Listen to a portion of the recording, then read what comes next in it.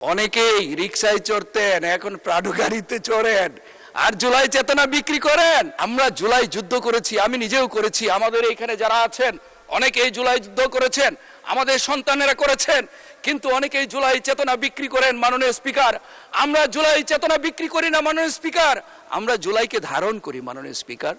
জুলাই তো বিক্রি করার বিষয় না।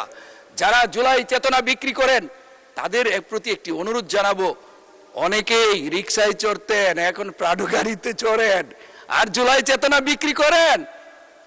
আমি একটা অনুরোধ করব মাননীয় স্পিকার, আমি যে গাড়িতে চড়তাম সেই গাড়িটি নির্বাচনের সময় মাননীয় স্পিকার অবস্থা খুব খারাপ হয়ে গেছে, আমি এখন সেই গাড়িতেই চড়ি।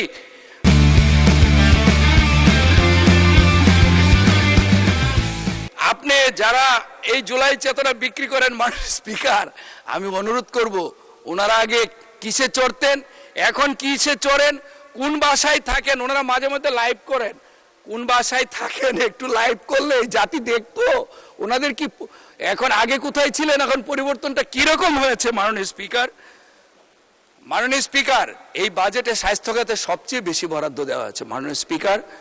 শিক্ষা, স্বাস্থ্য, অবকাঠামো, চিকিৎসা, আপনি দেখবেন সামাজিক সুরক্ষা খাতে সবচেয়ে বেশি বরাদ্দ দেওয়া হয়েছে মাননীয় স্পিকার।